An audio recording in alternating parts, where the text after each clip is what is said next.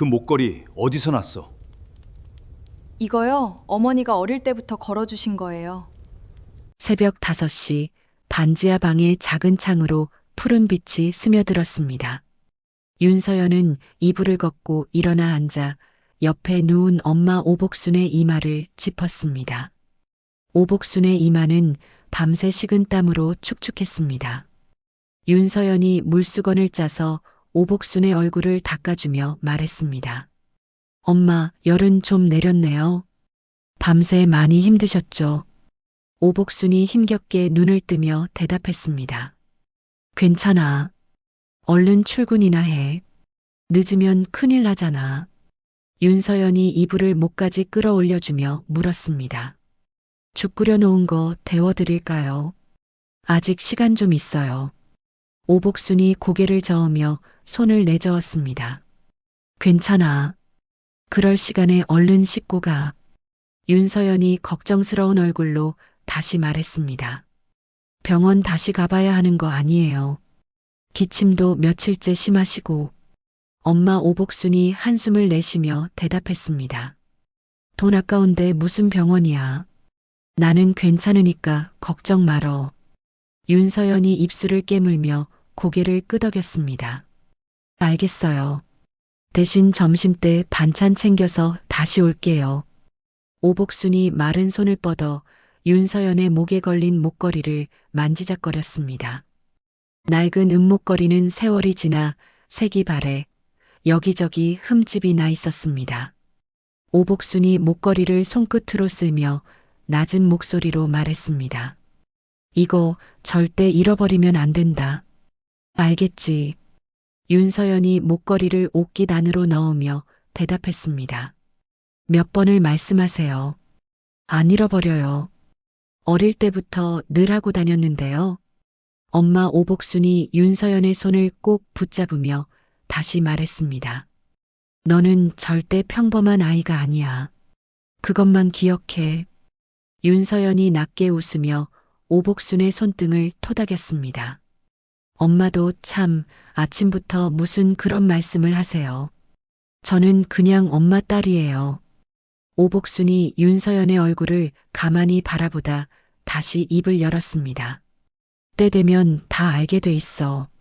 지금은 그냥 그렇게만 알면 돼. 윤서연이 자리에서 일어나며 물었습니다. 엄마, 자꾸 이상한 말씀하시니까 겁나요. 저한테 숨기시는 거 있어요. 오복순이 애써 웃으며 손사래를 쳤습니다. 숨기긴 뭘 숨겨. 늙으면 다 그런 소리 하는 거야. 얼른 준비나 해. 윤서연은 더 묻지 못한 채 자리에서 일어나 낡은 앞치마를 챙겨 들었습니다. 현관을 나서기 전 윤서연이 다시 한번 고개를 돌려 말했습니다. 저녁에 죽 더 끓여 놓을게요. 문단속 잘하고 계세요. 오복순이 힘없이 손을 흔들며 대답했습니다. 그래, 조심해서 다녀와. 버스 정류장까지 걸어가는 동안 골목마다 아직 불이 꺼져 있었습니다. 윤서연은 어릴 적부터 오복순의 손에서 자랐습니다. 친부모가 누구인지 어디서 왔는지 아는 사람은 아무도 없었습니다. 오복순은 그저 강가에서 서연이를 주었다고만 했습니다. 윤서연은 그 말을 의심 없이 믿으며 24년을 살아왔습니다. 버스에서 내린 윤서연은 높은 담장이 이어진 언덕길을 올랐습니다. 언덕 끝에는 강태준 회장의 대저택이 자리하고 있었습니다. 정문을 지키던 경비원이 윤서연을 알아보고 문을 열어주었습니다. 윤서연이 고개를 숙여 인사하며 안으로 들어섰습니다. 안녕하세요. 일찍 나오셨네요. 경비원이 손을 흔들며 대답했습니다. 오늘도 일찍 왔네. 사모님 성격 알잖아. 손님 온다고 며칠 전부터 난리도 아니야. 조심해. 윤서연이 씁쓸하게 웃으며 대답했습니다. 네, 조심할게요. 알려주셔서 감사해요. 저택 뒤편 별채에 도착한 윤서연은 앞치마를 두르고 고무장갑을 꼈습니다. 주방에서는 이미 다른 가사 도우미인 최말순이 아침 준비를 하고 있었습니다. 최말순이 윤서연을 보고 손짓하며 말했습니다. 서연아, 오늘 사모님 손님 온다니까 거실부터 반들반들하게 닦아야 해. 조금이라도 늦으면 또 잔소리 들어. 윤서연이 걸레를 챙기며 대답했습니다. 네, 알겠습니다. 서둘러 할게요. 최말순이 목소리를 낮추며 물었습니다. 어머니는 좀 어떠셔? 아직도 기침 심하시니? 윤서연이 걸음을 옮기며 힘없이 대답했습니다. 네, 여전하세요. 병원 가시라고 해도 말을 안 들으셔서요. 최말순이 안쓰러운 얼굴로 고개를 끄덕였습니다. 돈 걱정 말고 병원부터 가시라고 해. 몸이 우선이지. 윤서연이 옅게 웃으며 대답했습니다. 그러게요. 얼른 가볼게요. 윤서연은 대리석 바닥을 무릎을 꿇고 손수 닦기 시작했습니다. 넓은 거실 창으로 아침 햇살이 길게 드리워졌습니다. 그때 거실 안쪽 계단에서 회장님 안에 한미영이 내려왔습니다. 한미영은 잠옷 위에 실크 가운을 걸치고 있었습니다. 한미영이 윤서연을 내려다보며 날카롭게 말했습니다. 거기 말고 창틀부터 닦아. 손님이 10분 뒤에 온다는데 아직도 이러고 있어. 윤서연이 재빨리 자리에서 일어나며 대답했습니다. 네, 사모님. 바로 하겠습니다. 한미영이 팔짱을 끼고 윤서연의 손놀림을 지켜보다 혀를 찼습니다. 손이 왜 이렇게 굼떠? 월급값을 해야 할 거 아니야. 윤서연이 고개를 숙인 채 대답했습니다. 죄송합니다. 서둘러 마무리하겠습니다. 부인 한미영이 등을 돌리며 차갑게 덧붙였습니다. 손님 오시기 전까지 티끌 하나 없어야 해. 알아들었지. 윤서연이 짧게 대답했습니다. 네, 알겠습니다. 그 광경을 지켜보던 최말순이 안타까운 얼굴로 고개를 저었습니다. 잠시 후 현관에서 자동차 소리가 들려왔습니다. 강태준 회장이 서재에서 나와 계단으로 내려왔습니다. 강태준은 은발에 각진 안경을 쓴 68배 노인이었습니다. 70평생 자수성가한 기업인다운 고든 자세가 몸에 배어 있었습니다. 강태준이 거실을 지나며 무심코 윤서연 쪽을 바라보았습니다. 윤서연이 몸을 굽혀 창틀 아래쪽을 닦던 순간이었습니다. 윤서연의 옷깃이 살짝 벌어지며 목에 걸린 은목걸이가 드러났습니다. 아침 햇살이 목걸이 표면에 부딪혀 반짝였습니다. 강태준의 발걸음이 그 자리에서 뚝 멈췄습니다. 강태준의 얼굴에서 핏기가 순식간에 가셨습니다. 강태준 회장이 떨리는 손으로 안경을 고쳤으며 목걸이를 뚫어지게 바라보았습니다. 부인 한미영이 이상한 낌새를 느끼고 강태준에게 다가가며 물었습니다. 여보, 왜 그래요? 안색이 왜 이렇게 안 좋아요? 강태준은 대답하지 않고 윤서연 쪽으로 천천히 걸어갔습니다. 윤서연이 인기척을 느끼고 걸레질을 멈추고 몸을 일으켰습니다. 윤서연이 당황한 얼굴로 고개를 숙이며 인사했습니다. 회장님, 안녕하세요. 창틀이 지저분해서 닦고 있었습니다. 강태준은 윤서연의 인사에 답하지 않고 목걸이에서 눈을 떼지 못했습니다. 강태준의 눈동자가 흔들리고 이마에 식은땀이 맺히기 시작했습니다. 윤서연이 영문을 몰라 뒷걸음질치며 물었습니다. 회장님, 어디 편찮으세요? 얼굴이 너무 창백하세요. 강태준이 떨리는 손을 뻗어 윤서연의 목걸이를 가리켰습니다. 강태준의 목소리가 갈라져 나왔습니다. 그 목걸이, 어디서 났어? 윤서연이 놀란 눈으로 목걸이를 손으로 감싸며 대답했습니다. 이거요. 어머니가 어릴 때부터 걸어주신 거예요. 왜 그러세요? 강태준 회장이 다시 한번 다급하게 물었습니다. 어머니가 누군데? 그 목걸이를 어디서 구했다고 하던가. 윤서연이 당황하며 대답했습니다. 자세히는 몰라요. 그냥 제가 태어날 때부터 걸려 있었다고만 하셨어요. 강태준의 두 다리가 휘청거리며 옆에 있던 소파를 짚었습니다. 부인 한미영이 재빨리 다가가 강태준의 팔을 붙잡으며 다급하게 물었습니다. 여보, 정신 차려요. 갑자기 왜 이래요? 강태준이 소파에 힘없이 주저앉으며 낮게 중얼거렸습니다. 똑같아. 그때 그 목걸이랑 똑같아.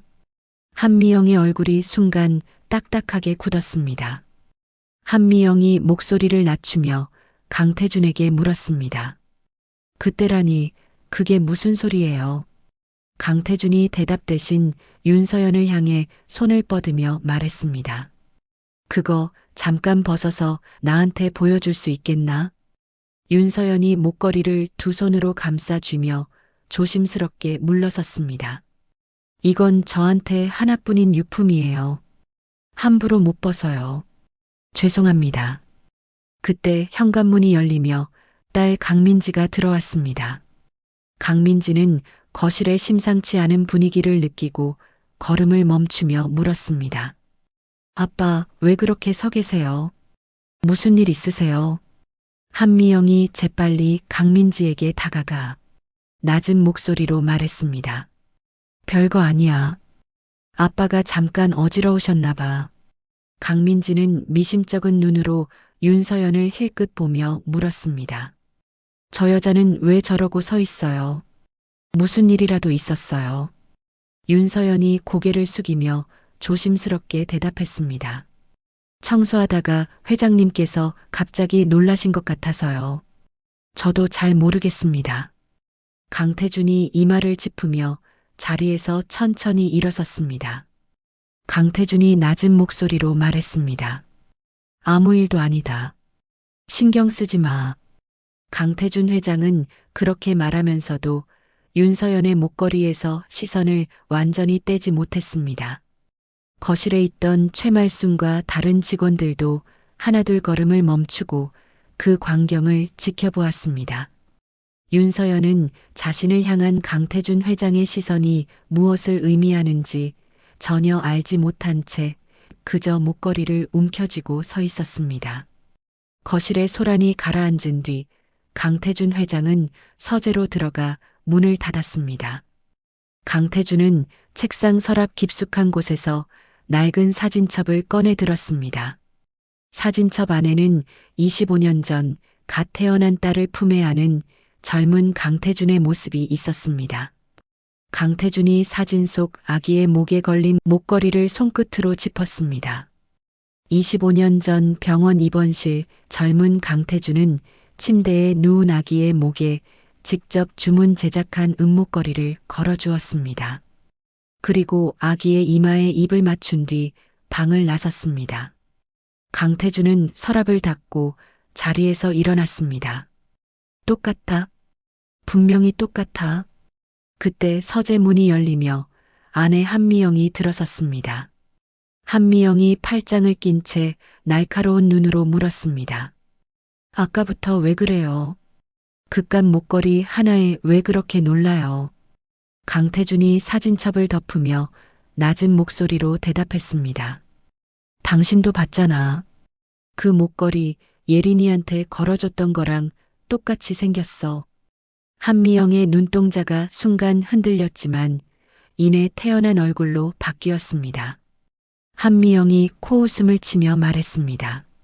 세상에 은목걸이가 얼마나 많은데 그거 하나 보고 그러세요. 정신 차려요. 강태준 회장이 자리에서 일어나 아내 한미영을 똑바로 바라보며 물었습니다. 당신 그때 병원에서 무슨 일이 있었는지 다 알고 있지. 한미영의 얼굴이 순간 굳었지만 곧 억지로 미소를 지어 보였습니다. 무슨 소리예요? 그날 나도 정신없이 힘들었던 거 알잖아요. 강태준이 한숨을 내쉬며 창밖을 바라보았습니다. 그 아이만 살아있었어도 지금쯤 서연이 나이쯤 됐을 텐데. 한미영이 강태준의 등 뒤에서 입술을 깨물며 눈빛을 매섭게 굳혔습니다. 한편 거실에서는 딸 강민지가 최말순을 붙잡고 캐묻고 있었습니다. 강민지는 낮은 목소리로 물었습니다. 아까 그 목걸이 아줌마가 보기엔 어때 보였어? 가사 도우미 최말순이 조심스럽게 대답했습니다. 저는 잘 모르겠습니다. 그냥 오래된 은목걸이던데요. 강민지는 미간을 찌푸리며 다시 물었습니다. 그 여자 이력서 어디 있어? 신원조회 다시 한번 해봐야겠어. 최말순이 당황한 얼굴로 대답했습니다. 그런 건 사무실에 있을 텐데요. 제가 확인해 보겠습니다. 딸 강민지는 서재 쪽을 힐끗 보며 낮게 중얼거렸습니다. 아빠가 저렇게 놀랄 일이 뭐가 있다고. 분명히 뭔가 있어. 윤서연은 그날 오후 일을 마치고 서둘러 양엄마 오복순에게 돌아갔습니다. 반지하 방에 들어선 윤서연이 오복순 옆에 앉으며 물었습니다. 엄마, 저 왔어요. 오늘 좀 어떠셨어요? 오복순이 힘겹게 눈을 뜨며 대답했습니다. 똑같지 뭐. 너는 오늘 일은 잘했고.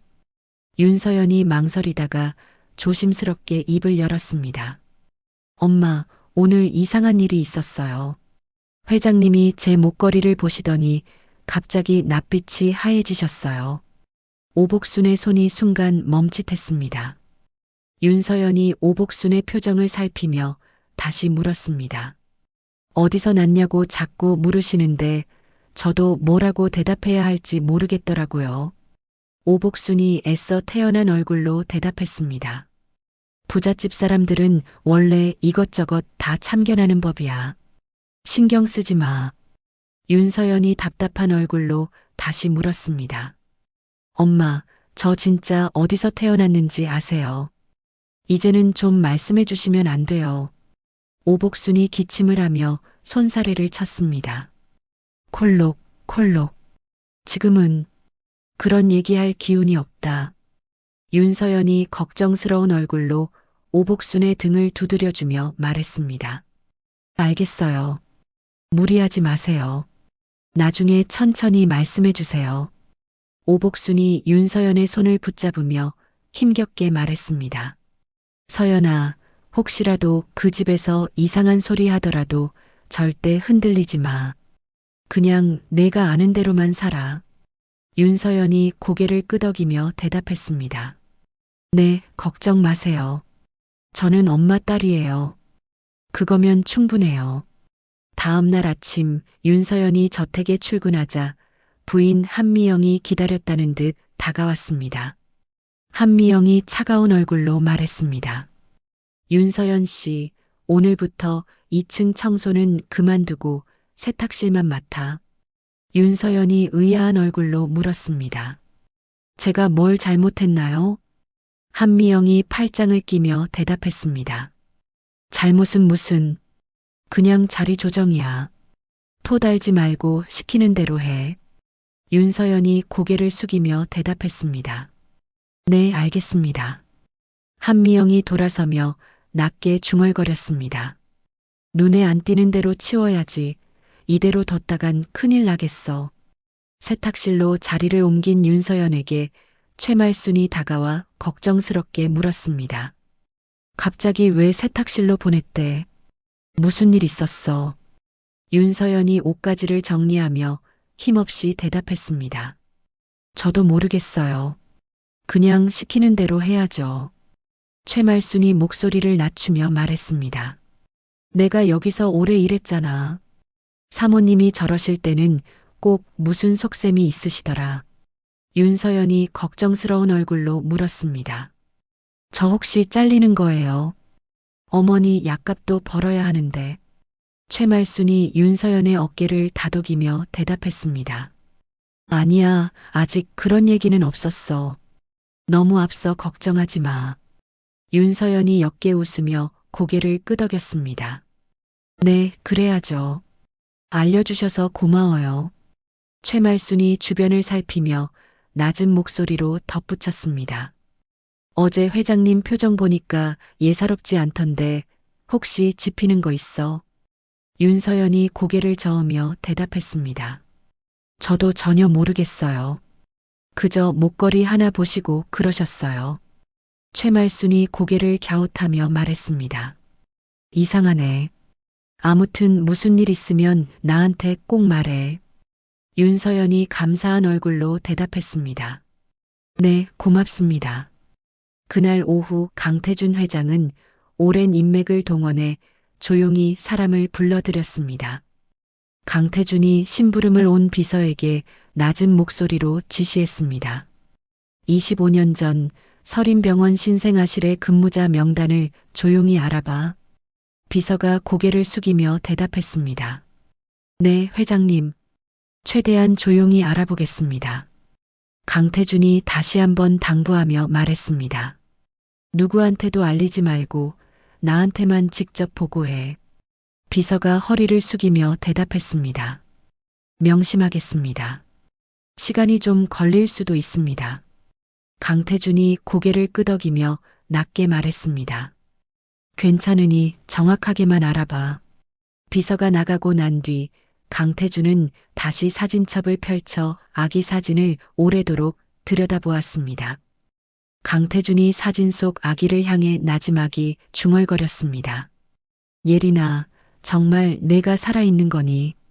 강태준 회장이 창밖을 바라보며 낮게 중얼거렸습니다. 이번에는 확실히 알아야겠다. 더 이상 모른 척 넘어갈 수 없어. 서재박 복도에서 그 대화를 엿듣던 딸 강민지의 얼굴이 딱딱하게 굳었습니다. 강민지는 서둘러 발걸음을 옮겨 엄마 한미영을 찾아갔습니다. 강민지는 다급한 얼굴로 말했습니다. 엄마, 아빠가 예전 병원 사람들을 찾고 계세요. 이러다 정말 다 들통나겠어요. 한미영의 얼굴에서 핏기가 가셨습니다. 한미영이 낮게 중얼거렸습니다. 그럴 리 없어. 그때 일은 아무도 몰라. 절대로 몰라야 해. 딸 강민지는 초조한 얼굴로 다시 물었습니다. 만약 그 여자가 진짜 딸이면 우리는 다 끝나는 거예요. 부인 한미영이 이를 악물며 말했습니다. 그런 일 없도록 내가 알아서 할 테니까 너는 조용히 있어. 윤서연은 그런 사정을 전혀 알지 못한 채 세탁실에서 묵묵히 옷가지를 개고 있었습니다. 윤서연의 목에 걸린 낡은 은목걸이만이 저택 안에서 조용히 흔들리고 있었습니다. 며칠 뒤 부인 한미영은 자신의 방으로 딸 강민지를 조용히 불러들였습니다. 한미영이 문을 잠그며 낮은 목소리로 말했습니다. 아무래도 안 되겠다. 그 여자를 이 집에서 완전히 내보내야겠어. 강민지는 소파에 앉으며 물었습니다. 어떻게 내보내실 거예요? 아빠가 저렇게 신경 쓰시는데 그냥 자르면 의심하실 텐데요. 한미영이 서랍에서 진주 목걸이 하나를 꺼내며 대답했습니다. 방법이 있지. 이걸 서연이 방에 몰래 넣어두고 도둑으로 몰면 돼. 강민지는 놀란 얼굴로 물었습니다. 그러다 아빠가 더 서연이 편을 들면 어떻게 해요? 한미영이 진주 목걸이를 손에 쥐며 차갑게 말했습니다. 도둑질한 애를 누가 딸이라고 감싸겠어. 이러면 남편도 정신 차리겠지. 딸 강민지는 잠시 고민하다 고개를 끄덕였습니다. 알겠어요. 대신 뒤탈없게 확실히 처리해야 해요. 한미영이 입꼬리를 올리며 대답했습니다. 걱정 마. 내가 여기서 몇 년을 살았는데 이 집 구석구석 다 내 손바닥 아니야. 그날 밤 부인 한미영은 청소가 끝난 세탁실 사물함에 진주 목걸이를 몰래 밀어 넣었습니다. 다음 날 아침 한미영은 온 집안이 들썩이도록 큰 소리로 외쳤습니다. 내 진주 목걸이가 없어졌어. 분명히 서랍에 있었는데. 집사가 놀란 얼굴로 달려오며 물었습니다.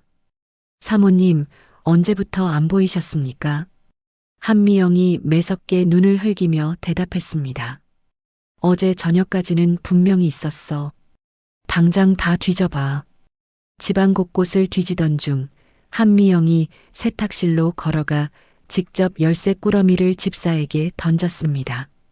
한미영은 가사도우미들의 개인 사물함을 전부 열어보라고 지시했습니다.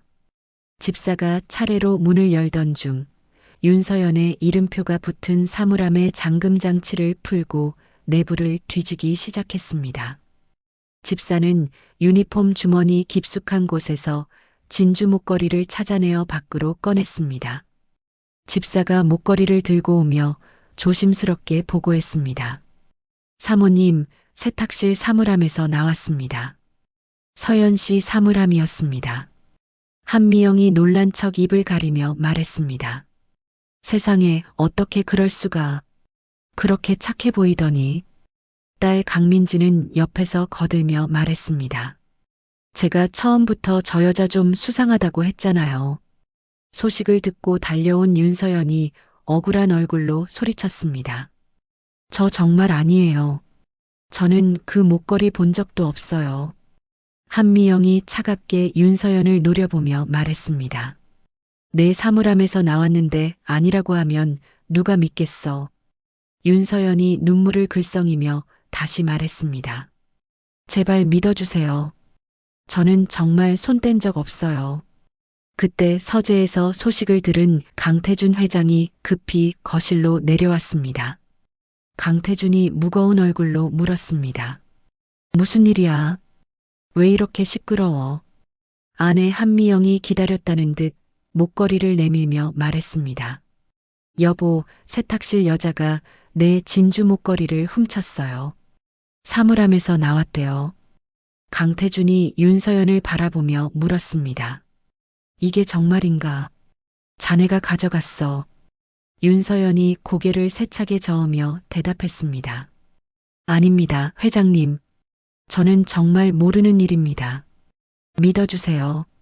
강태준이 미간을 좁히며 한미영에게 물었습니다. 확실한 거야. 다른 사람이 넣어뒀을 수도 있잖아. 한미영이 목소리를 높이며 대답했습니다. 사물함이 잠겨 있었는데 누가 넣어요? 여보는 왜 자꾸 저 여자 편을 들어요? 강태준이 잠시 말을 잇지 못한 채 윤서연을 바라보았습니다. 윤서연이 떨리는 목소리로 다시 말했습니다. 회장님, 저는 어머니 약값 벌려고 일하는 사람이에요. 그런 짓 할 이유가 없습니다. 강태준이 깊은 한숨을 내쉬며 말했습니다. 오늘은 일단 집으로 돌아가 있게. 내가 좀 더 알아보겠네. 아내 한미영이 발끈하며 소리쳤습니다. 당장 경찰을 불러야죠. 왜 그냥 보내요? 강태준 회장이 단호하게 손을 들어 막으며 말했습니다. 내가 알아서 할 테니 당신은 가만히 있어. 윤서연은 억울함을 삼킨 채 짐을 챙겨 저택을 나섰습니다. 집으로 돌아가는 버스 안에서 윤서연은 창밖을 보며 눈물을 삼켰습니다. 반지하 방에 도착한 윤서연은 양엄마 오복순의 상태가 심상치 않음을 곧바로 알아챘습니다. 오복순은 이불 속에서 가쁜 숨을 몰아쉬고 있었습니다. 윤서연이 놀라 오복순을 흔들며 소리쳤습니다. 엄마, 정신 차리세요. 엄마. 오복순이 힘겹게 눈을 뜨며 대답했습니다. 서연아, 왔니? 윤서연이 다급하게 휴대폰을 꺼내며 말했습니다. 엄마, 지금 바로 병원 가요. 제가 업고라도 갈게요. 오복순이 힘없이 손을 저으며 대답했습니다. 괜찮다. 조금 쉬면 나아질 거야. 윤서연이 울먹이며 소리쳤습니다. 괜찮긴 뭐가 괜찮아요. 입술이 다 파래졌잖아요. 윤서연은 구급차를 불러 양엄마 오복순을 근처 병원 응급실로 데려갔습니다. 의사가 검사를 마친 뒤 굳은 얼굴로 윤서연에게 말했습니다. 보호자분, 환자의 폐 상태가 많이 안 좋으십니다. 입원 치료가 필요합니다. 윤서연이 떨리는 목소리로 물었습니다. 선생님, 저희 엄마 괜찮아지실 수 있는 거죠? 의사가 조심스럽게 대답했습니다. 최선을 다하겠습니다. 마음의 준비도 함께 하시는 게 좋겠습니다. 윤서연은 병실 앞 복도 의자에 주저앉아 두 손으로 얼굴을 감쌌습니다. 하루아침에 도둑으로 몰려 쫓겨나고 하나뿐인 어머니마저 위독해진 윤서연은 그저 눈물만 흘릴 뿐이었습니다. 같은 시각 강태준 회장의 저택에서는 가사도우미 최말순이 서재로 몰래 찾아와 문을 두드렸습니다. 최말순이 조심스럽게 입을 열었습니다. 회장님, 드릴 말씀이 있습니다. 서연이가 어머니 때문에 많이 힘든 것 같습니다. 강태준이 놀란 얼굴로 물었습니다. 무슨 소린가? 자세히 말해보게. 최말순이 눈치를 살피며 대답했습니다. 어머니 되시는 분이 병원에 입원하셨다는데 상태가 많이 안 좋다고 들었습니다. 강태준의 표정이 순식간에 굳었습니다. 강태준이 다급하게 물었습니다. 어느 병원인지 아는가? 지금 당장 알아봐 주게. 최말순이 고개를 끄덕이며 대답했습니다. 제가 아는 대로 알려드리겠습니다. 그런데 회장님, 진주 목걸이 일은 제가 봐도 이상했습니다. 강태준 회장이 미간을 좁히며 물었습니다. 이상하다니 무슨 뜻인가? 최말순이 목소리를 낮추며 대답했습니다. 서연이는 그럴 아이가 아닙니다. 제가 몇 년을 지켜봤는데 손끝 하나 허투루 대는 법이 없었습니다. 강태준이 무겁게 고개를 끄덕이며 말했습니다. 나도 마음 한구석이 계속 걸렸네. 알아봐줘서 고맙네. 최말순이 나가자 강태준은 곧바로 비서를 불러 병원을 수소문하게 했습니다. 비서가 얼마 지나지 않아 소식을 가지고 돌아왔습니다. 비서가 조심스럽게 보고했습니다. 회장님, 알아보니 상태가 상당히 위중하다고 합니다. 강태준이 자리에서 일어나며 말했습니다. 차 준비해. 내가 직접 가보겠네. 비서가 당황하며 물었습니다. 직접 가시겠다는 말씀이십니까? 사모님이 아시면 곤란해지실 텐데요. 강태준 회장이 단호한 얼굴로 대답했습니다. 상관없네. 지금은 그런 걸 따질 때가 아니야. 강태준은 병원에 도착했지만 차마 병실 안으로 들어서지 못하고 복도에 멈춰 섰습니다. 복도 저편에서 흐느끼는 윤서연의 울음소리가 들려왔습니다. 강태준은 굳은 얼굴로 그 자리에 우두커니 서서 한참을 서 있었습니다. 병실 침대에 누운 오복순의 얼굴은 며칠 사이 몰라보게 야위어 있었습니다. 윤서연은 매일 밤 병실 간이 침대에서 쪽잠을 자며 양엄마 오복순 곁을 지켰습니다. 간호사가 링거를 확인하며 윤서연에게 조심스럽게 말했습니다. 보호자분, 오늘 밤이 고비일 수 있으니 마음에 준비하세요. 윤서연이 눈물을 삼키며 대답했습니다. 네, 알겠습니다. 감사합니다. 그날 밤 양엄마 오복순이 힘겹게 눈을 뜨며 윤서연을 찾았습니다. 오복순이 마른 손을 뻗으며 힘없이 말했습니다. 서연아, 이리 가까이 와봐. 윤서연이 침대 옆에 바짝 붙어 앉으며 오복순의 손을 감쌌습니다. 엄마, 저 여기 있어요. 무슨 말씀이든 다 해보세요. 오복순이 가쁜 숨을 몰아쉬며 입을 열었습니다. 25년 전 서린병원 앞에서 널 처음 봤어? 윤서연이 놀란 얼굴로 되물었습니다. 강가에서 주웠다고 하셨잖아요. 그런데 병원 앞이라니요. 오복순이 힘겹게 말을 이었습니다. 거짓말이었어. 사실은 병원 뒷골목에서 간호사 한 명이 작은 포대기에 쌓인 너를 안고 울고 있었어. 윤서연이 숨을 죽이며 다음 말을 기다렸습니다. 오복순이 기침을 삼키며 계속 말했습니다. 그 간호사가 나한테 부탁했다. 이 아이를 좀 맡아달라고. 사정이 있다고 하면서 윤서연이 떨리는 목소리로 물었습니다. 그럼 제 진짜 부모님은요? 그 간호사가 누군지 아세요? 오복순이 눈을 질끈 감으며 대답했습니다. 이름은 박씨라고 했던 것 같아. 순자였나 정확히는 기억이 안 나. 윤서연이 다급하게 다시 물었습니다. 엄마, 조금만 더 생각해 보세요. 저한테는 정말 중요한 거예요. 오복순이 윤서연의 손을 힘주어 잡으며 말했습니다. 목걸이.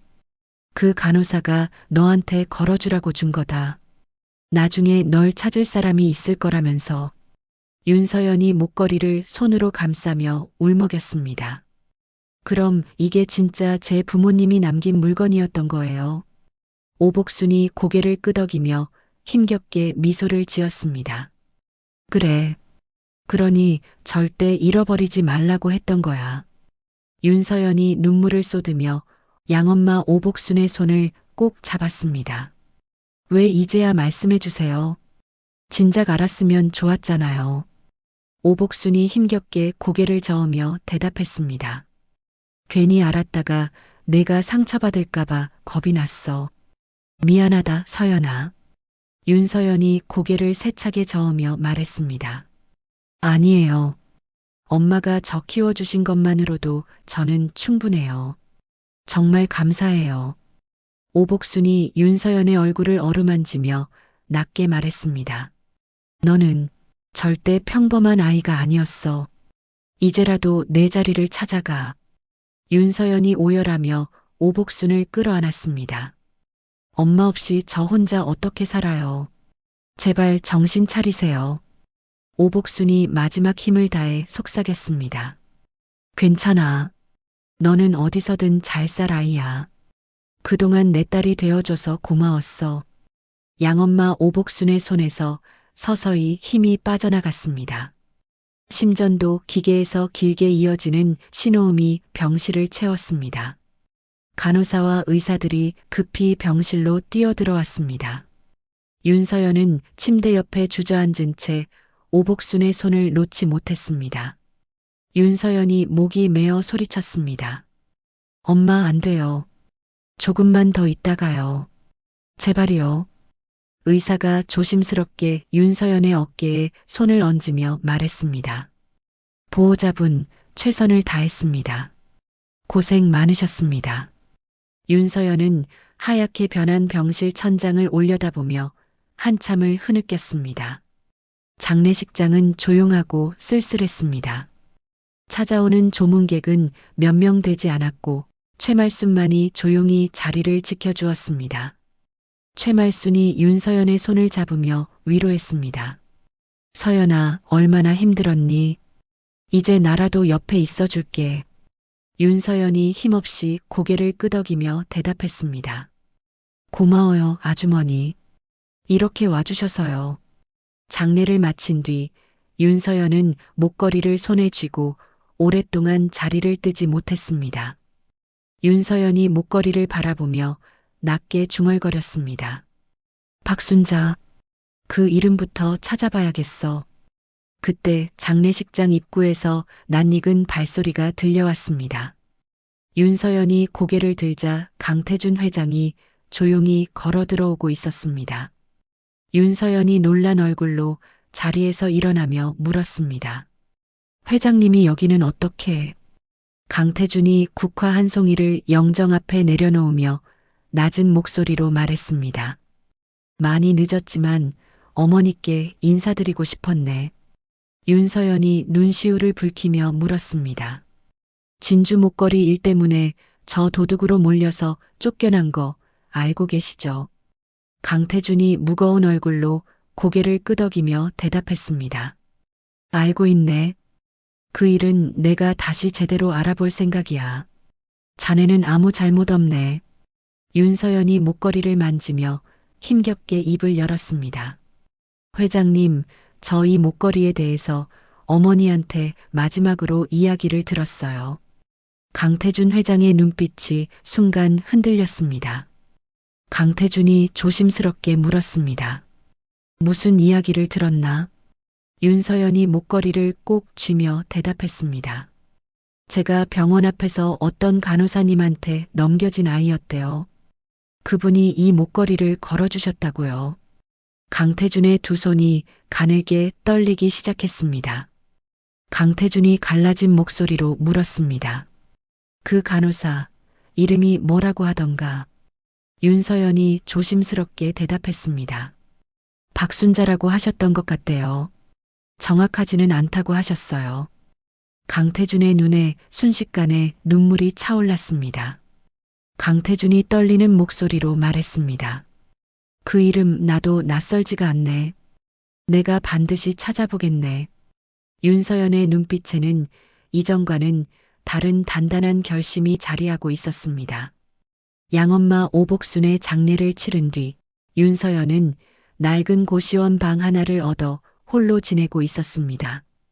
윤서연은 도둑 누명을 쓴 탓에 새로운 일자리도 쉽게 구하지 못했습니다. 윤서연이 이력서를 손에 쥔 채 식당 앞에서 사장에게 고개를 숙이며 말했습니다. 성실하게 일하겠습니다. 한 번만 기회를 주시면 안 되겠습니까? 식당 사장이 미간을 찌푸리며 대답했습니다. 미안한데 방금 전 사람 구했어요. 다음에 다시 와봐요. 윤서연이 힘없이 돌아서며 낮게 중얼거렸습니다. 괜찮아, 서연아. 힘내야지. 그날 저녁 윤서연의 휴대폰으로 낯선 번호의 전화가 걸려왔습니다. 윤서연이 조심스럽게 전화를 받으며 물었습니다. 여보세요, 누구세요? 전화 너머로 강태준 회장의 목소리가 들려왔습니다. 나일세. 잠시 시간을 좀 내줄 수 있겠나? 윤서연이 놀란 얼굴로 대답했습니다. 회장님, 무슨 일이세요? 강태준이 진지한 목소리로 말했습니다. 자네에 관한 중요한 사실을 알아냈네. 직접 만나서 이야기하고 싶네. 윤서연이 의아한 얼굴로 되물었습니다. 저에 관한 사실이요. 그게 무슨 말씀이세요? 강태준이 잠시 뜸을 들이다 대답했습니다. 만나서 천천히 이야기하세. 자네 인생이 걸린 일이야. 윤서연은 영문을 모른 채 강태준과 만나기로 약속을 잡았습니다. 강태준 회장은 그날 이후 개인적으로 사람을 풀어 박순자라는 이름을 수소문하기 시작했습니다. 비서가 며칠 뒤 서재로 찾아와 조심스럽게 보고했습니다. 회장님, 서림병원에서 25년 전 근무했던 박순자라는 간호사를 찾았습니다. 강태준이 자리에서 벌떡 일어나며 물었습니다. 지금 어디 사는지 알아냈나? 비서가 서류를 내밀며 대답했습니다. 네, 지방의 작은 마을에서 혼자 살고 계신다고 합니다. 연세가 있으셔서 거동이 불편하시답니다. 강태준 회장이 서류를 받아들며 낮게 중얼거렸습니다. 드디어 찾았구나. 25년 만에. 한편 지방의 작은 집에서는 박순자가 오래된 사진 한 장을 꺼내 보고 있었습니다. 사진 속에는 젊은 시절의 박순자가 작은 포대기에 쌓인 아기를 안고 있었습니다. 박순자가 사진을 어루만지며 낮게 중얼거렸습니다. 그 아이, 지금쯤 다 컸겠구나. 그때 대문 밖에서 인기척이 들려왔습니다. 박순자가 문을 열자 강태준 회장이 서 있었습니다. 박순자의 얼굴이 순식간에 하얗게 질렸습니다. 박순자가 떨리는 목소리로 물었습니다. 강 회장님이 여기는 어쩐 일로? 강태준이 무거운 얼굴로 대답했습니다. 드릴 말씀이 있어서 왔습니다. 잠시 안으로 들어가도 되겠습니까? 박순자가 힘없이 고개를 끄덕이며 자리를 권했습니다. 들어오세요. 각오는 하고 있었습니다. 방 안에 마주 앉은 두 사람 사이에 무거운 침묵이 흘렀습니다. 강태준이 먼저 입을 열었습니다. 25년 전 서림병원에서 무슨 일이 있었는지 말씀해 주십시오. 박순자가 두 손을 떨며 힘겹게 입을 열었습니다. 그때 회장님의 전처가 약한 몸으로 무리하면서 딸을 낳고 사망하면서 후처로 들어올 준비를 하던 한미영이 데려온 딸 강민지를 신생아실에서 친딸과 바꿨습니다. 강태준의 얼굴이 창백하게 굳었습니다. 강태준이 떨리는 목소리로 물었습니다. 바뀌다니 그게 무슨 소리입니까? 실수였습니까? 박순자가 고개를 저으며 낮게 대답했습니다. 실수가 아니었습니다. 한미영 사모님께서 저한테 직접 부탁하셨습니다. 사모님은 본인이 데려온 딸 강민지를 강 회장의 유일한 핏줄이자 후계자로 둔갑시키기 위해 저한테 큰 금액을 주셨습니다. 사모님의 지시를 받은 저는 밤중에 신생아실 감시카메라 전원을 끄고 강 회장의 친딸 예린이를 신생아 바구니에서 꺼내어 병원 뒷문으로 빼돌렸습니다.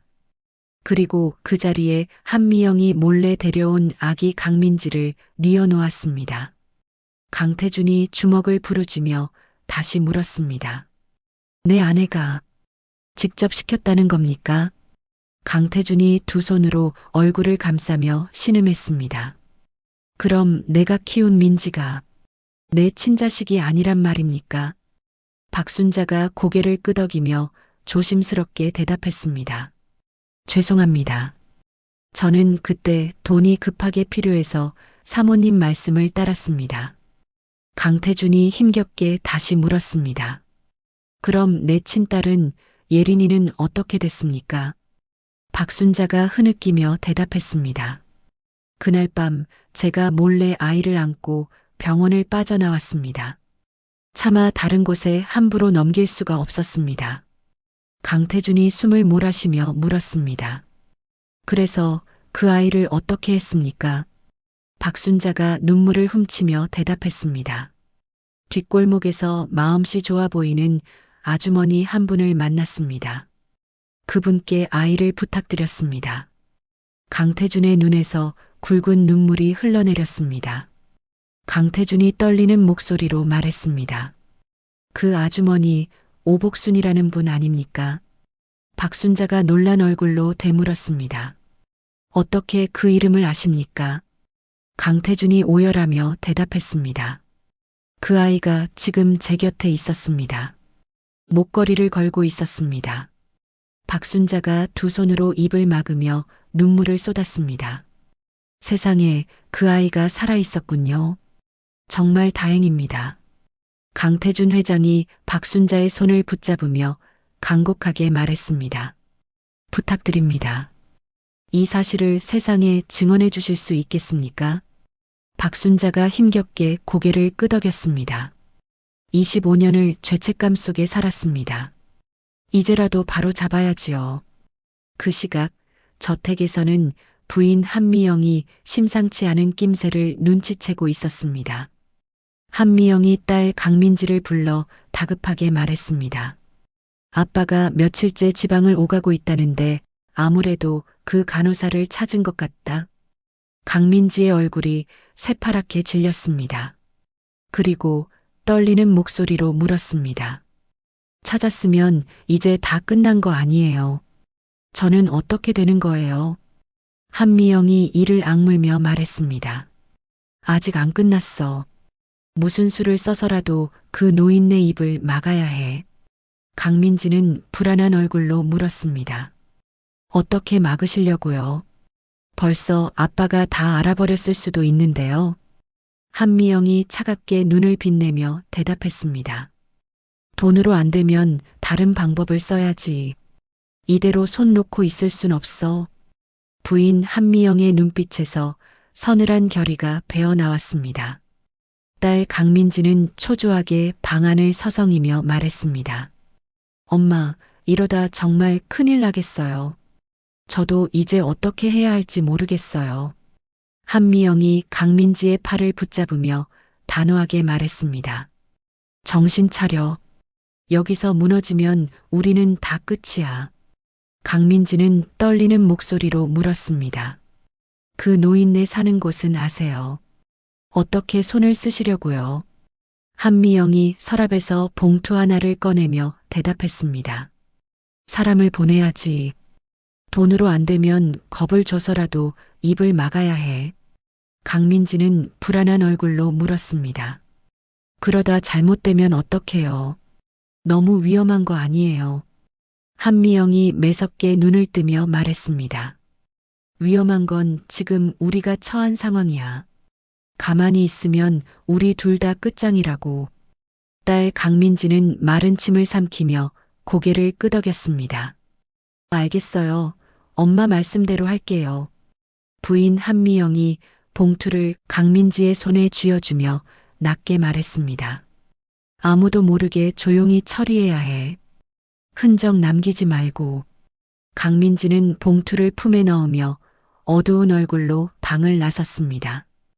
강태준 회장은 그날 저녁 다시 만난 윤서연에게 그동안 있었던 일을 조심스럽게 전했습니다. 강태준이 찻잔을 내려놓으며 말했습니다. 박순자 어르신을 만나고 왔네. 자네가 궁금해하던 진실을 모두 들었어. 윤서연이 긴장한 얼굴로 물었습니다. 어떤 이야기였나요? 저도 알아야 할 것 같아요. 강태준이 무거운 얼굴로 대답했습니다. 25년 전 병원 신생아실에서 아이가 뒤바뀌는 일이 있었다고 하네. 윤서연이 숨을 죽이며 다시 물었습니다. 뒤바뀌었다니요. 그게 저와 무슨 상관이 있나요? 강태준이 목이 메는 듯 잠시 말을 멈추었다가 이어 말했습니다. 자네를 처음 맡았던 그 간호사가 내 친딸을 빼돌려서 오복순 여사님께 부탁했다고 하네. 윤서연의 두 손이 가늘게 떨리기 시작했습니다. 윤서연이 힘겹게 물었습니다. 그럼 제가 회장님의 진짜 딸일 수도 있다는 거예요. 강태준이 조심스럽게 고개를 끄덕이며 말했습니다. 가능성이 매우 높네. 정확한 건 검사를 해봐야 알겠지만. 윤서연이 눈물을 참으며 낮게 중얼거렸습니다. 믿기지가 않아요. 이런 일이 어떻게 저한테 일어날 수 있는 건가요? 딸 강민지는 봉투를 품에 넣은 채 지방으로 향하는 기차에 몸을 실었습니다. 강민지의 얼굴에는 초조함과 두려움이 뒤섞여 있었습니다. 강민지는 창밖을 보며 낮게 중얼거렸습니다. 이렇게까지 해야 하나? 그냥 다 밝혀지게 두는 게 나을지도 몰라. 하지만 강민지는 이내 고개를 저으며 마음을 다잡았습니다. 박순자의 작은 집 앞에 도착한 강민지는 대문을 두드렸습니다. 문을 연 박순자가 낯선 얼굴을 보고 경계하며 물었습니다. 누구신가요? 강민지는 억지 미소를 지으며 대답했습니다. 강태준 회장님 딸이에요. 잠시 드릴 말씀이 있어서 왔습니다. 박순자의 얼굴이 순식간에 굳었습니다. 박순자가 문을 붙잡으며 낮게 말했습니다. 할 이야기 없습니다. 돌아가세요. 강민지는 봉투를 내밀며 다급하게 말했습니다. 이거 받으시고 그냥 아무것도 못 봤다고 아무것도 모른다고 해주세요. 박순자가 봉투를 밀어내며 단호하게 말했습니다. 25년을 죄인처럼 살았습니다. 이제 와서 또 거짓말은 못합니다. 강민지의 목소리가 점점 커졌습니다. 제발 부탁드립니다. 이거 하나만 들어주시면 평생 편하게 사실 수 있도록 해드릴게요. 박순자가 매섭게 강민지를 노려보며 말했습니다. 돈으로 사람 마음까지 살 수 있다고 생각하십니까? 부끄러운 줄 아세요. 그때 뒤편에서 낯선 목소리가 들려왔습니다. 거기까지만 하시죠. 딸 강민지가 놀라 뒤를 돌아보자 강태준 회장이 보낸 비서와 경호원 2명이 같이 서 있었습니다. 비서가 침착하게 말했습니다. 회장님께서 박순자 어르신의 안전을 위해 미리 사람을 붙여두셨습니다. 강민지의 얼굴이 새하얗게 질렸습니다. 그리고 당황하며 소리쳤습니다. 아빠가 벌써 여기까지 손을 써두셨다고. 비서가 담담하게 대답했습니다. 강민지 씨, 오늘 있었던 일은 그대로 회장님께 보고드리겠습니다. 딸 강민지는 아무 말도 하지 못한 채 도망치듯 그 자리를 떠났습니다. 저택으로 돌아온 강민지는 엄마 한미영에게 그날 있었던 일을 털어놓았습니다. 한미영의 얼굴이 흙빛으로 변했습니다. 그리고 떨리는 목소리로 물었습니다. 그럼 아빠가 우리가 무슨 짓을 하려 했는지 다 알게 됐다는 거잖아. 강민지는 힘없이 고개를 끄덕였습니다. 죄송해요, 엄마. 저도 어떻게 해야 할지 모르겠어요. 그 시각 강태준 회장은 서재에서 윤서연과 다시 마주 앉아 있었습니다. 강태준이 차분한 얼굴로 말했습니다. 이제 확실하게 짚고 넘어가야 할 것 같네. 정확한 유전자 검사를 해보고 싶은데 윤서연이 떨리는 목소리로 되물었습니다. 검사를 하면 확실하게 알 수 있는 건가요? 강태준이 진지하게 말했습니다. 그래서 정확한 유전자 검사를 해보려 하네. 자네만 괜찮다면 병원에 같이 가주겠나? 윤서연이 떨리는 목소리로 대답했습니다. 네, 하겠습니다. 저도 진실을 알고 싶어요. 며칠 뒤 강태준 회장과 윤서연은 함께 유전자 검사병원을 찾았습니다. 검사를 마치고 나오는 길에 윤서연이 조심스럽게 물었습니다. 결과가 나오면 저는 어떻게 되는 건가요? 강태준이 부드러운 얼굴로 대답했습니다. 결과가 어떻든 나는 이미 자네를 딸처럼 여기고 있네. 윤서연이 눈시울을 붉히며 고개를 끄덕였습니다. 감사합니다, 회장님. 한편 저택에서는 부인 한미영이 마지막 수단을 궁리하고 있었습니다. 한미영이 딸 강민지를 불러 낮은 목소리로 말했습니다. 검사 결과가 나오기 전에 손을 써야 해. 그 여자가 사라지면 다 끝나는 일이야. 강민지는 놀란 얼굴로 물었습니다. 엄마, 지금 무슨 말씀을 하시는 거예요? 한미영이 서늘한 눈빛으로 대답했습니다. 별거 아니야. 그냥 사고 하나면 충분해. 강민지는 뒷걸음질 치며 다급하게 말했습니다. 그건 너무 위험해요. 사람 목숨이 걸린 일이잖아요. 한미영이 매섭게 강민지를 노려보며 말했습니다. 그럼 우리 두 사람 인생이 끝나는 건 괜찮고 정신 차려. 강민지는 아무 대답도 하지 못한 채 고개를 떨구었습니다. 한미영의 눈빛에서는 더 이상 물러설 곳이 없다는 절박함이 드러나고 있었습니다. 그날 밤 부인 한미영은 오래전부터 알고 지내던 사설업체 관계자에게 은밀히 전화를 걸었습니다. 한미영이 목소리를 낮추며 말했습니다. 사람 한 명 처리해야 할 일이 있어요. 조용히 사고처럼 보이게 해주세요. 전화 너머의 남자가 대답했습니다. 위치와 시간 알려주시면 준비하겠습니다. 한미영이 서류를 넘기며 낮게 대답했습니다. 이틀 뒤 유전자 검사 결과를 받으러 병원에 갈 예정이에요. 그날 처리해 주세요. 남자가 짧게 대답했습니다. 알겠습니다. 준비되는 대로 연락드리겠습니다. 전화를 끄는 한미영의 손이 가늘게 떨리고 있었습니다.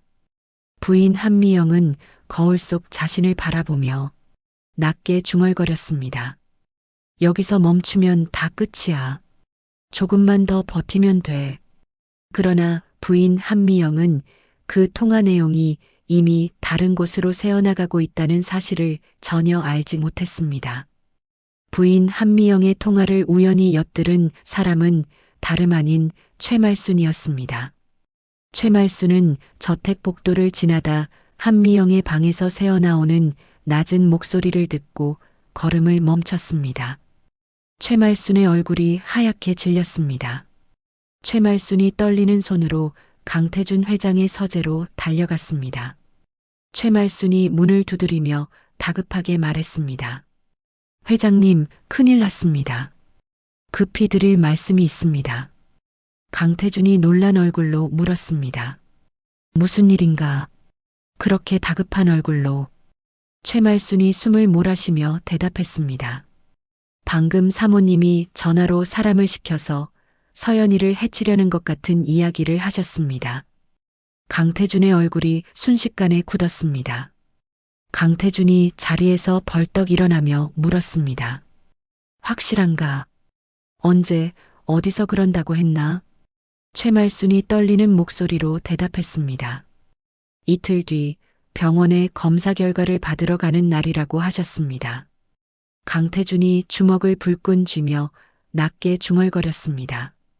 내 아내가 정말 여기까지 갔다는 말인가?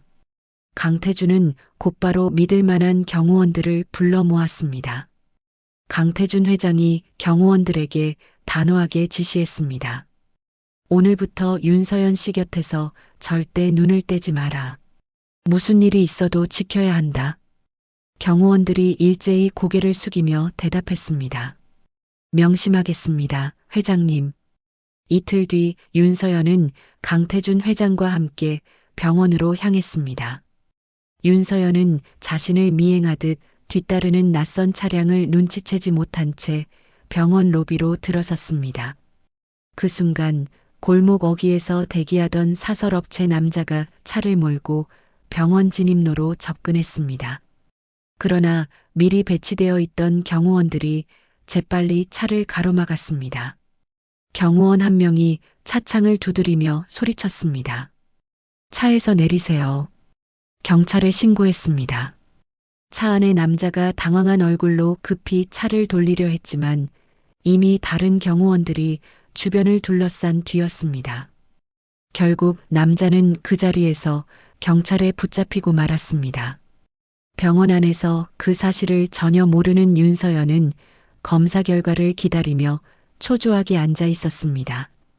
의사가 서류를 들고 진료실로 두 사람을 불렀습니다. 의사가 담담한 얼굴로 말했습니다. 검사 결과 두 분은 친부녀 관계가 확실합니다. 일치율이 매우 높게 나왔습니다. 윤서연의 두 눈에서 눈물이 왈칵 쏟아졌습니다. 윤서연이 떨리는 목소리로 말했습니다. 정말인가요? 제가 정말 회장님 딸이라는 거예요. 강태준 회장이 윤서연의 손을 꼭 잡으며 눈물을 흘렸습니다. 그래, 서연아. 이제야 널 찾았구나. 윤서연이 강태준의 품에 안기며 오열했습니다. 아버지, 아버지라고 불러도 되는 거예요.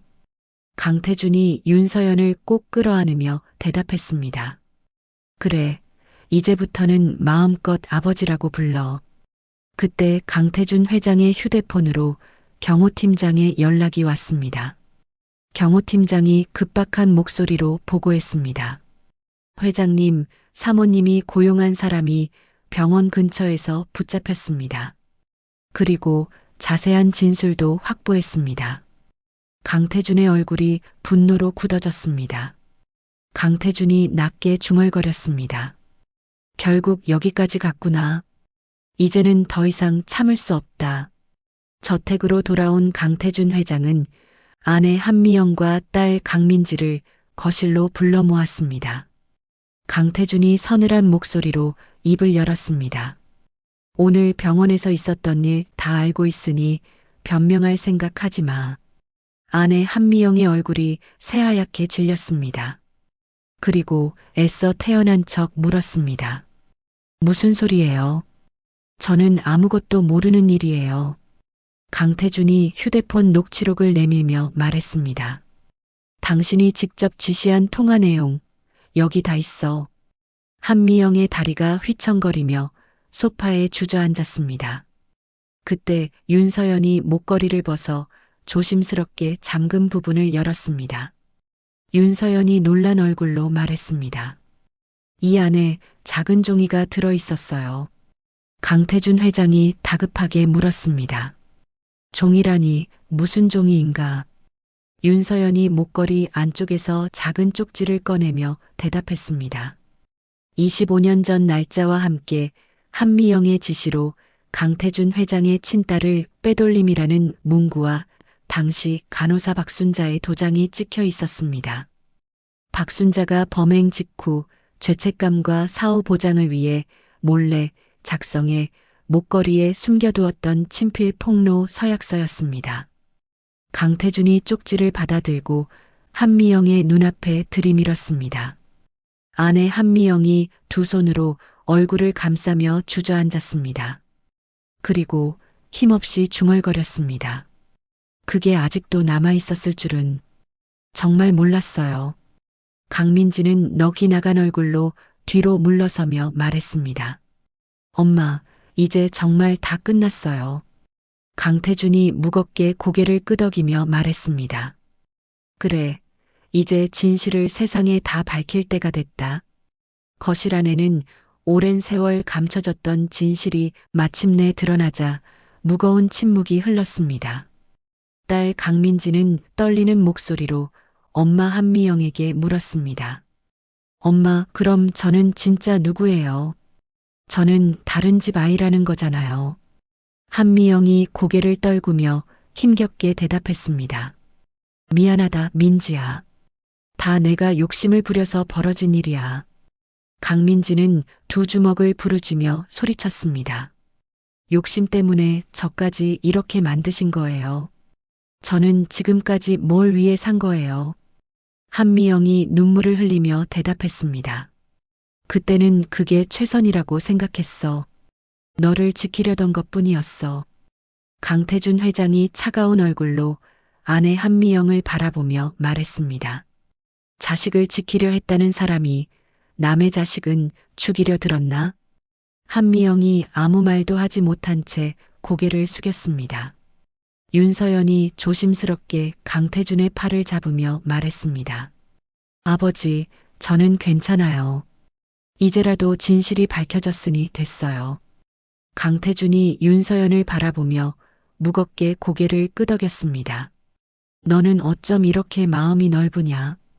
그동안 얼마나 힘들었을 텐데. 윤서연이 옅게 웃으며 대답했습니다. 이제 아버지를 찾았잖아요.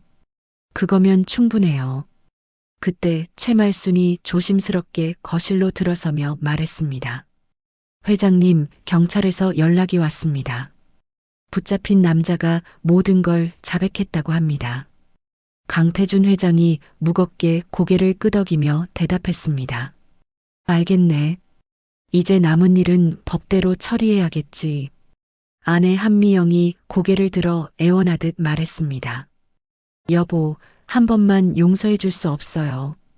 우리가 몇십 년을 부부로 살았는데. 강태준이 단호한 얼굴로 고개를 저으며 대답했습니다. 당신이 스스로 저지른 일이야. 이제는 나도 더 이상 감싸줄 수가 없네. 한미영은 힘없이 무너지듯 바닥에 주저앉았습니다. 윤서연은 재판을 앞두고 강태준 회장의 서재를 찾아 조심스럽게 물었습니다. 아버지, 재판에서 저도 증언을 해야 하나요? 강태준이 무거운 얼굴로 대답했습니다. 서연이가 원치 않으면 하지 않아도 돼. 힘든 자리가 될 거야. 윤서연이 단호한 얼굴로 고개를 저으며 말했습니다. 아니요, 제가 직접 말씀드리고 싶어요. 그래야 다 정리가 될 것 같아요. 강태준이 안쓰러운 눈으로 윤서연을 바라보며 고개를 끄덕였습니다. 그래, 내 뜻이 그렇다면 곁에서 든든히 지켜줄게. 법정에 선 윤서연은 떨리는 목소리로 그동안 겪었던 일들을 담담하게 진술했습니다. 윤서연이 판사를 바라보며 말했습니다. 저는 그저 진실을 알고 싶었을 뿐입니다. 더 이상 아무도 저 같은 일을 겪지 않았으면 합니다. 방청석에 앉아있던 사람들이 숙연한 얼굴로 윤서연의 말을 들었습니다. 며칠 뒤 검찰은 부인 한미영과 딸 강민지를 신생아 바꿔치기 및 살인 미수 혐의로 소환했습니다. 조사실에 앉은 한미영은 초췌한 얼굴로 고개를 숙이고 있었습니다. 수사관이 서류를 넘기며 물었습니다. 25년 전 신생아를 바꾼 사실 인정하십니까? 한미영이 힘없이 대답했습니다. 인정합니다. 제가 다 저지른 일입니다. 수사관이 다시 물었습니다. 최근 사람을 시켜 윤서연 씨를 해치려 한 사실도 인정하십니까? 한미영이 눈을 감으며 낮게 대답했습니다. 네, 인정합니다. 더 드릴 말씀이 없습니다. 강민지 역시 별도의 조사실에서 모든 사실을 순순히 인정했습니다. 강민지는 떨리는 목소리로 말했습니다. 몰랐던 일이라고 해도 책임을 피할 생각은 없습니다. 재판이 열리던 날 법정에는 많은 취재진이 몰려들었습니다. 판사가 판결문을 읽어 내려갔습니다. 피고인 한미영에게 징역 5년을 선고한다. 피고인 강민지에게는 정상 참작하여 집행유예를 선고한다. 방청석에 앉아있던 윤서연은 착잡한 얼굴로 그 모습을 지켜보았습니다. 재판이 끝난 뒤 윤서연이 강태준 회장에게 조심스럽게 물었습니다. 아버지, 마음이 많이 무거우시죠? 강태준이 무겁게 고개를 끄덕이며 대답했습니다. 그래도 어쩌겠니? 죄를 지었으면 마땅히 값을 치러야지. 법정을 나서던 강민지는 윤서연 앞에 멈춰서서 고개를 숙였습니다. 그리고 힘겹게 입을 열었습니다. 미안해. 그동안 너한테 못할 짓을 너무 많이 했어. 윤서연이 담담한 얼굴로 대답했습니다. 괜찮아요. 언니도 몰랐던 일이잖아요. 이제라도 새로 시작하면 되죠. 강민지는 놀란 얼굴로 윤서연을 바라보았습니다. 그리고 떨리는 목소리로 물었습니다. 나를 언니라고 불러주는 거야. 윤서연이 옅게 웃으며 대답했습니다. 핏줄은 아니어도 같이 자란 세월이 있잖아요. 그거면 충분해요. 그날 저녁 강태준 회장은 회사 회의실에 임원들을 모두 불러 모았습니다. 강태준이 단상에 서서 담담하게 말했습니다. 오늘부로 제 딸 윤서연이 임직원 복지를 총괄하는 상생협력팀장으로 출근하게 됐습니다. 임원들이 고개를 끄덕이며 서류를 검토했습니다. 윤서연은 부사장 직위를 사양하고 가사도우미 시절의 경험을 살려 현장 직원들의 처우를 개선하는 실무부서의 수장으로 첫 발을 내딛기로 결정했습니다. 한 임원이 손을 들며 조심스럽게 물었습니다. 회장님, 경험이 없으신 분인데 괜찮으시겠습니까? 강태준이 단호한 얼굴로 대답했습니다. 경험은 앞으로 쌓으면 됩니다. 저는 이 아이의 진심을 믿습니다. 윤서연이 단상에 올라 임원들을 향해 고개를 숙이며 말했습니다. 부족한 점이 많겠지만 사람을 소중히 여기는 회사를 만들고 싶습니다. 잘 부탁드립니다. 회의를 마친 뒤 최말순이 환한 얼굴로 윤서연에게 다가왔습니다. 최말순이 윤서연의 손을 잡으며 말했습니다. 서연아, 정말 장하다. 이렇게 잘 될 줄 알았어. 윤서연이 눈물을 글썽이며 대답했습니다. 아주머니가 그때 저 믿어주셔서 여기까지 올 수 있었어요. 정말 감사해요. 며칠 뒤 윤서연은 박순자 어르신을 직접 찾아갔습니다. 박순자가 윤서연을 보고 놀란 얼굴로 자리에서 일어났습니다. 박순자가 떨리는 목소리로 말했습니다. 이렇게 예쁘게 자랐구나. 정말 미안하고 또 고맙다. 윤서연이 박순자의 손을 꼭 잡으며 말했습니다. 할머니 덕분에 제가 좋은 부모님 밑에서 자랄 수 있었어요. 감사한 마음뿐이에요. 박순자가 눈물을 흘리며 대답했습니다. 이제야 마음이 좀 놓이는구나. 오래 살고 볼 일이다. 윤서연이 따뜻하게 웃으며 말했습니다. 앞으로 제가 자주 찾아뵐게요. 건강하게 오래 사셔야 해요. 저택으로 돌아온 윤서연은 강태준 회장과 함께 정원에 마주 앉았습니다. 강태준이 따뜻한 얼굴로 물었습니다. 이제 좀 마음이 편해졌니? 윤서연이 하늘을 올려다보며 대답했습니다. 네, 아버지. 이제야 제가 누구인지 알 것 같아요. 강태준이 윤서연의 어깨를 감싸며 낮게 말했습니다. 늦게 찾아서 미안하다. 앞으로는 절대 놓치지 않으마. 윤서연이 목에 걸린 낡은 은목걸이를 매만지며 조용히 웃었습니다. 이 목걸이 덕분에 여기까지 올 수 있었어요. 평생 소중히 간직할게요. 다음 날 윤서연은 양엄마 오복순의 산소를 찾아 그동안 있었던 모든 일을 조용히 전했습니다. 윤서연이 무릎을 꿇고 묘비를 어루만지며 말했습니다. 엄마, 저 이제 아버지도 찾고 나쁜 사람들도 다 벌을 받았어요. 윤서연이 눈물을 흘리며 다시 말했습니다. 엄마가 저를 이렇게 잘 키워주셔서 여기까지 올 수 있었어요. 정말 고마워요. 바람이 잔잔하게 불어와 윤서연의 머리카락을 스치고 지나갔습니다. 윤서연이 자리에서 일어나며 낮게 중얼거렸습니다. 이제부터는 엄마 목까지 열심히 살게요. 강태준 회장은 조금 떨어진 곳에서 윤서연을 조용히 기다리고 있었습니다. 윤서연이 강태준에게 다가가며 말했습니다. 아버지, 오래 기다리셨죠? 이제 가요. 강태준이 윤서연의 손을 잡으며 부드럽게 대답했습니다. 천천히 가자. 오늘은 서두를 일이 없으니. 두 사람은 나란히 걸으며 오랜만에 평온한 오후 햇살을 함께 맞이했습니다. 1년이 지난 봄 강태준 회장 그룹의 신입사원 연수 현장에 윤서연이 강사로 나섰습니다. 윤서연이 신입사원들 앞에서 차분하게 말했습니다. 저는 얼마 전까지 이 회사에서 청소를 하던 사람이었습니다. 신입사원들이 놀란 얼굴로 서로를 마주 보았습니다. 윤서연이 담담하게 말을 이었습니다. 신분이 사람의 가치를 정하지 않습니다. 진심으로 일하는 마음이 그 사람을 만듭니다. 연수를 마친 윤서연은 회사 복도를 걷다가 낯익은 얼굴과 마주쳤습니다. 최말순이 반가운 얼굴로 다가오며 물었습니다. 서연 팀장님, 오늘 연수는 잘하셨어요. 윤서연이 웃으며 대답했습니다. 팀장님이라고 부르지 마세요.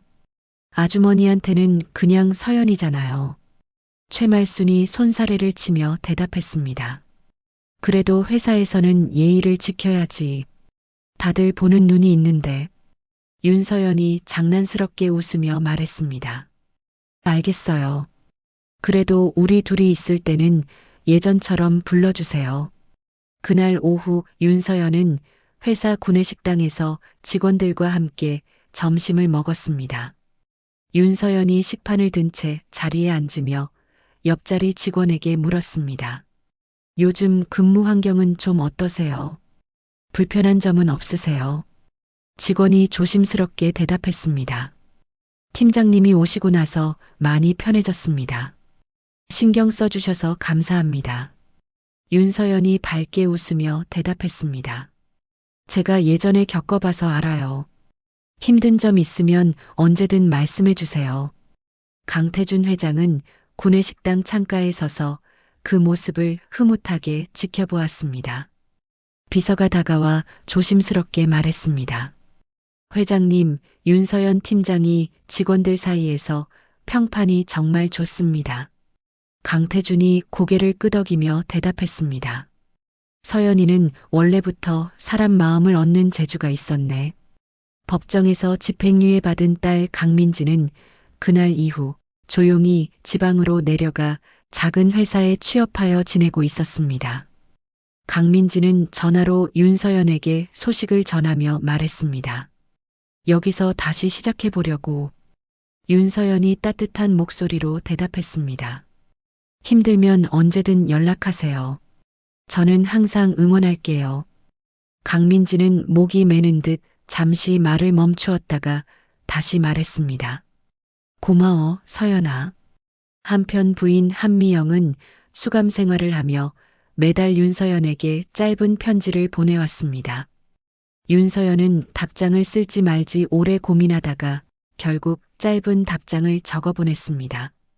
윤서연이 편지에 적은 문장은 짧고 담백했습니다. 지난 일은 이미 지난 일입니다. 남은 시간은 부디 반성하며 사세요. 어느 주말 윤서연은 양엄마 오복순의 산소를 다시 찾았습니다. 윤서연이 준비해 온 꽃을 내려놓으며 말했습니다. 엄마, 저 요즘 회사에서 잘 지내고 있어요.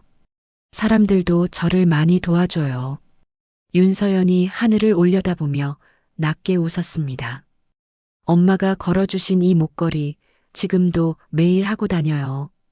앞으로도 계속 그럴 거예요.